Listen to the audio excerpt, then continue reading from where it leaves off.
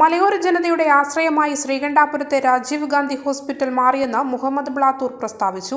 രാജീവ് ഗാന്ധി സഹകരണ ആശുപത്രിയുടെ 10ാം വാർഷിക ആഘോഷങ്ങളുടെ ഉദ്ഘാടനം ശ്രീകണ്ഠാപുരത്ത് നിർവഹിച്ച് സംസാരിക്കുകയായിരുന്നു ഹോസ്പിറ്റൽ ചെയർമാൻ കൂടിയായ മുഹമ്മദ് ബ്ലാത്തൂർ.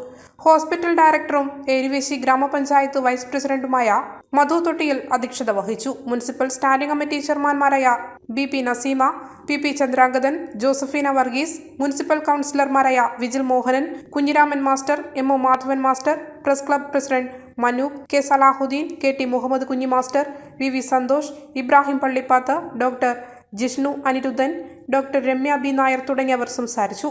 രാജീവ് ഗാന്ധി ആശുപത്രി ജനറൽ മാനേജർ മാത്യു അള്ളംപുറം സ്വാഗതവും ഡയറക്ടർ വത്സല സാജു നന്ദിയും പറഞ്ഞു.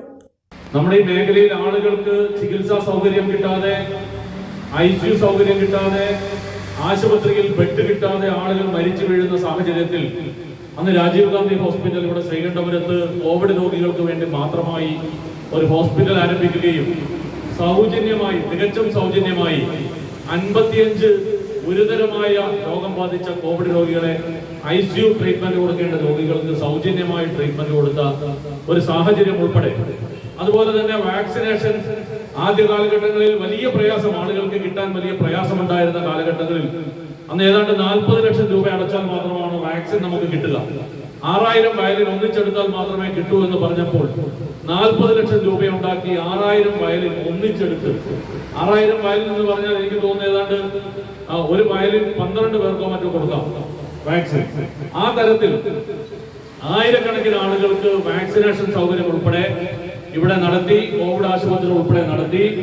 ശ്രീകണ്ഠപുരത്ത് 9 വർഷം മുമ്പ് ഒരു അത്യാഹിത വിഭാഗം 24 മണിക്കൂറും പ്രവർത്തിക്കുന്ന ഒരു അത്യാഹിത വിഭാഗം ഇല്ലാത്ത കാലഘട്ടങ്ങളിൽ നമുക്കൊരു അത്യാഹിത വിഭാഗം 24 മണിക്കൂറും പ്രവർത്തിക്കുന്ന ഒരു അത്യാഹിത വിഭാഗം ഉണ്ടാവണമെന്ന നിശ്ചയദാർഢ്യത്തോടുകൂടി ആരംഭിച്ച ഈ പ്രസ്ഥാനം ഇന്ന് 9 വർഷം പൂർത്തിയായി 10ാം വർഷത്തിലേക്ക് പ്രവേശിക്കുമ്പോൾ അഭിമാനത്തോടുകൂടി നമ്മുടെ ഈ ശ്രീകണ്ഠപുരത്ത് തലയുയർത്തി നിൽക്കുകയാണ്. ഈ നാട്ടിലെ ഏതൊരു സാധാരണക്കാരനും ആശ്രയിക്കാൻ പറ്റുന്ന, വളരെ ചെറിയ ചെലവിൽ ചികിത്സ നൽകാൻ സാധിക്കുന്ന, 24 മണിക്കൂറും പ്രവർത്തിക്കുന്ന അത്യാഹിത വിഭാഗത്തോടുകൂടി ഇവിടെ തലയുയർത്തി നിൽക്കുകയാണ് എന്ന അഭിമാനത്തോടുകൂടിയാണ് ഇന്ന് ഈ വാർഷിക ആഘോഷ പരിപാടികൾ ഇവിടെ തുടക്കം കുറിക്കുന്നത്.